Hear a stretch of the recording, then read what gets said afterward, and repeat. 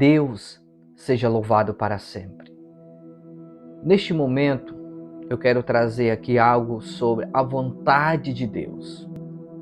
Então, eu quero te convidar para nós meditarmos no Salmo 143, versículo de número 10, que diz assim: Ensina-me a fazer a tua vontade, pois és o meu Deus, guia-me o teu bom espírito por terra plana. A primeira coisa que eu quero trazer aqui sobre esse tema que nós queremos trazer para vocês, comentar nesse vídeo. A primeira coisa é a seguinte: nós precisamos entender e acreditar no que a Bíblia nos ensina, no que a Bíblia nos apresenta. Deus é santo. A Bíblia afirma isso em várias passagens. Se Ele é santo, a sua vontade também é santa. Então eu preciso entender que a vontade de Deus terá como moldura a sua santidade. Partindo desse princípio, aí nós vamos entender mais sobre a vontade divina, a vontade de Deus. Existem muitos versículos, inúmeros versículos, que falam sobre a vontade de Deus. E eu quero trazer aqui um para vocês muito interessante. Vejam só. Sabemos que Deus não ouve pecadores, mas ouve o homem que teme e pratica a sua vontade. Vejam só, eu gosto muito dessa expressão adversativa, mas o versículo diz que Deus não ouve pecadores. No entanto, mas aquele que faz a vontade de Deus, a esse Deus ouve, Deus escuta, Deus atende.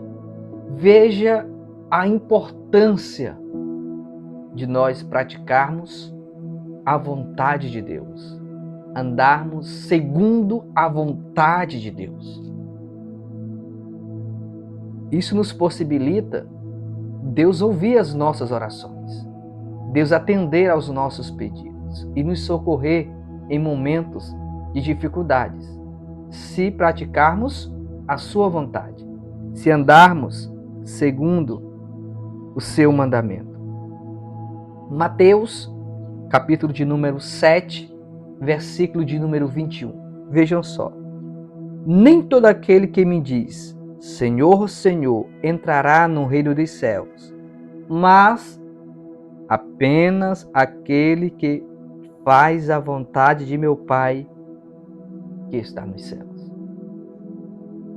O primeiro versículo que eu li diz que o fato de eu obedecer, nós obedecermos a Deus, praticarmos a sua vontade, isso irá permitir que Ele ouça as nossas orações. E nesse versículo nos traz algo muito sério. Ele diz que não é aquele que diz Senhor, Senhor, que vai entrar no reino dos céus, que vai ser salvo, mas aquele que faz a vontade de Deus, que pratica a vontade de Deus. Eu não posso me enganar, eu não posso acreditar que o fato de eu usar uma camisa com um versículo bíblico, o fato de eu ter uma Bíblia em casa aberta no livro dos Salmos, na minha estante, o fato de eu frequentar esporadicamente a igreja, aos finais de semana, alguns dias no mês, alguns meses no ano, de eu fazer parte de um ciclo em que naquele meio ali tem pessoas que conhecem a Bíblia e às vezes eles trazem uma palavra. Isso não me garante nada. Isso não me assegura salvação. E muito menos Deus ouvir as minhas orações, os meus pedidos.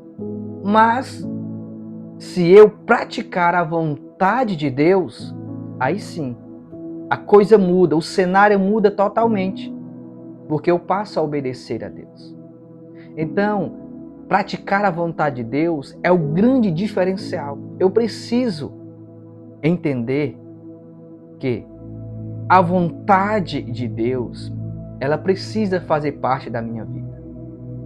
Porque isso vai me garantir a entrada no céu, a minha obediência à palavra, a minha obediência à palavra de Deus. Outro versículo bastante interessante que nós encontramos no livro de Ezequiel, capítulo de número 18, versículo de número 23, que diz: Teria eu algum prazer na morte do ímpio? Palavra do soberano, o Senhor. Ao contrário, acaso não me agrada vê-lo desviar-se dos seus caminhos e viver?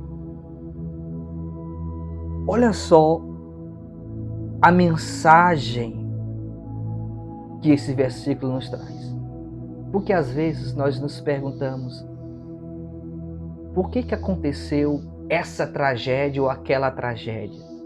Será que foi a vontade de Deus? Esse versículo nos permite analisar e meditar sobre alguns episódios. Aqui, o Senhor pergunta: será que eu tenho prazer na morte do ímpio? Será que me alegra ver as pessoas se destruindo, as pessoas morrendo, as pessoas matando, as pessoas sendo escravas do pecado, de suas escolhas erradas? Sendo vítimas das consequências de um caminho que ele escolheu para a sua vida? E aqui no que eu acabei de falar, eu já dei logo a resposta. O versículo diz: ao contrário, acaso não me agrada vê-lo desviar dos seus caminhos e viver? Olha só. Deus se alegra quando vê as pessoas se desviar do caminho mau e viver. Ele não tem prazer na morte do ímpio. Ele não tem prazer no sofrimento das pessoas. Às vezes, muitas das vezes, na verdade, é uma consequência das escolhas erradas. Não que seja a vontade de Deus, não que Deus se alegre no sofrimento de muitas pessoas. Mas a vontade dele, o versículo diz, é que ele se desvie do seu caminho mau e viva. A vontade de Deus para a humanidade é que as pessoas vivam bem, sejam felizes, sejam prósperas. A vontade de Deus é que as pessoas não vivam sofrendo, mas existe aquilo que nós conhecemos como pecado, que é o grande causador das mazelas, de muitas destruições, do caos. É o pecado. Então eu quero te dizer aqui, Deus não tem prazer em uma vida de pecado. Deus não se alegra com as nossas escolhas erradas, Deus não se alegra com os nossos pecados, com os nossos deslizes, com as nossas fraquezas. Não, Deus não se alegra com isso, mas Ele se alegra quando nós passamos a obedecer à sua vontade.